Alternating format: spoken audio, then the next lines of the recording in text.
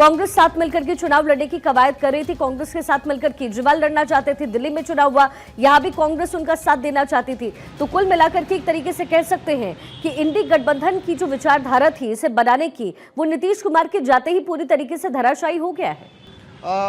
बिल्कुल कह सकते हैं कि इंडिया गठबंधन की जो स्थिति है, न इधर का न उधर का, ये वाली कहानी चरितार्थ हो रही है। और क्योंकि लोकसभा चुनाव संपन्न होने के बाद तमाम विरोधाभासी स्वर अब दिखाई देने लगे हैं। खास करके महाराष्ट्र में चुनाव जिस तरह से इंडिया गठबंधन हारा, उसके बाद अब विरोधी स्वर उठने लगे हैं। खास करके इंडिया गठबंधन में नेतृत्व परिवर्तन की लगातार मांग करते जा रहे हैं। आम आदमी पार्टी लगातार इस कोशिश में रही है कि कांग्रेस उसके साथ कम सीटों पर चुनाव लड़ सके। कांग्रेस ने ऐसा नहीं किया, तो यह माना जा रहा है कि इंडी गठबंधन कम से कम अब अस्तित्व में रह पाएगा, इसकी संभावना कम है। अगर कांग्रेस बहुत तरीके से अगर आगे बढ़ती है या किसी का नेतृत्व स्वीकार कर लेती है, जैसे ममता बनर्जी का जिक्र बार बार किया जा रहा है, तब तो स्वाभाविक तौर पर हो सकता है इंडी गठबंधन साथ रहे, अन्यथा बिखराव तय है। और खास करके जिस तरह से सुर सामने आ रहे हैं दिल्ली के चुनाव की अगर बात करें, तो आम आदमी पार्टी के साथ टीएमसी साथ आती हुई दिख रही है। इसके अलावा अखिलेश यादव ने कह दिया है कि मंच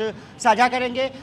यूबीटी ग्रुप के जो संजय राउत हैं, उनका साफ तौर पर कहना है कि जो भी चीज़ें चल रही हैं वो सही तरीके से नहीं चल रही हैं। कांग्रेस को और आम आदमी पार्टी को साथ वहाँ चुनाव लड़ना चाहिए था, बीजेपी के खिलाफ हम चुनाव लड़ रहे हैं। अब साफ तौर पर है कि कहीं ना कहीं पसोपेश की स्थिति है। और क्योंकि आम आदमी पार्टी भी दिल्ली को नहीं छोड़ना चाहती, कांग्रेस भी छोड़ना नहीं चाहती, कारण उसका एक ही है, क्योंकि अगर आम आदमी पार्टी आज सत्ता में है तो उसका सबसे बड़ा कारण कांग्रेस है। कांग्रेस 2013 में चुनाव लड़ी, वहां पर उनकी हालात पतली हुई, केजरीवाल सरकार का गठन किया गया, सपोर्ट कांग्रेस ने किया था। बाद में सपोर्ट का नतीजा ये हुआ कि 2015 में चुनाव कांग्रेस हारी बुरी तरह से, एक भी सीट नहीं आई। 2020 में चुनाव हारी कांग्रेस, एक भी सीट नहीं आई। और उसका खामियाजा ये रहा कि आम आदमी पार्टी लगातार दिल्ली में बढ़ती गई।